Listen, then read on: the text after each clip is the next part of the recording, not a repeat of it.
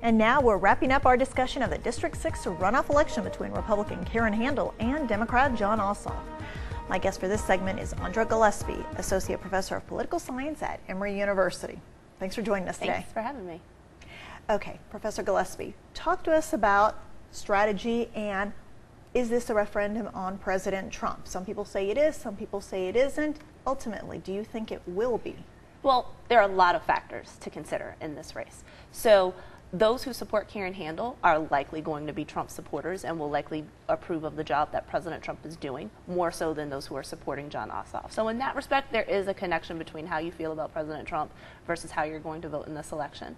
But there are also going to be other factors, how you feel about the individual candidates, and whether or not this is a harbinger of what's going to happen in 2018, I think is actually very premature. Special elections, can help to set up certain types of strategies that can be scaled up for the midterm elections, but it's premature to say that what happened in all of the special elections this year is actually going to be a harbinger of what's going to happen in 2018. There are other factors. We don't know how the Trump administration is going to evolve.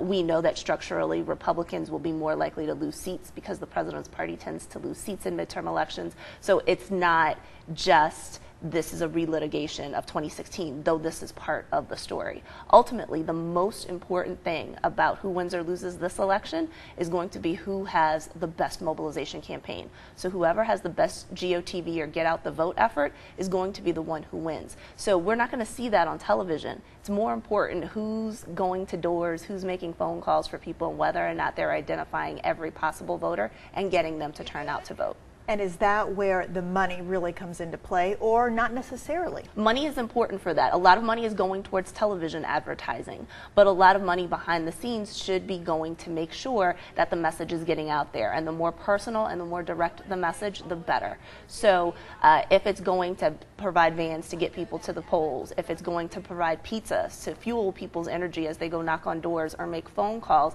that's actually really important because we know we can increase a person's likelihood to turn out to vote by asking them personally for their vote. Okay, you had briefly mentioned special elections. Mm-hmm. The special election in Montana where Greg Gianforte had body slammed a reporter the day before the election and he won. How much of an impact is that going to have on this race? Probably not. I mean, there were a lot of factors in that race. Montana is competitive, so it's not unusual for Democrats and Republicans to hold statewide office in this particular state. The problem with the Gianforte sort of revelation was that a lot of people had voted early. So there were people who maybe would have wanted to change their vote and they wouldn't have had an opportunity to because they had already cast their vote. So that was idiosyncratic. At the end of the day, I think people are going to look at the narrow margin in the race and say that that's a harbinger of good things for Democrats to come. But again, I think we need to note that these races should be taken in a global or a national context, but they also need to be examined on an individual level as well. Okay, June 20th seems like it's right around the corner. Do you think at this point, from what you've been seeing and sensing, that people are either going to be enthusiastic or burnt out and just want to be done with it? Well, I mean, and so this is where GOTV comes in. We see all of the ads, and so there could be some people who are tuning out, but there could also be people who won't tune in until June 10th or June 15th. And that's part of the reason why the messaging is important, and that's part of the reason why outreach is important.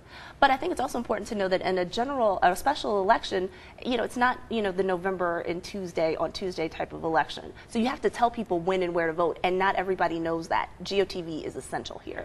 In our final seconds, what are you going to be looking for election night? So first, we're going to be looking to see how many people turn out to vote in June. And then, that's really going to determine who's going to win. This race is statistically tied right now. All right, statistical dead heat. Thank you so much for joining us. And thank you for joining us for this edition of Public Affairs on Peach.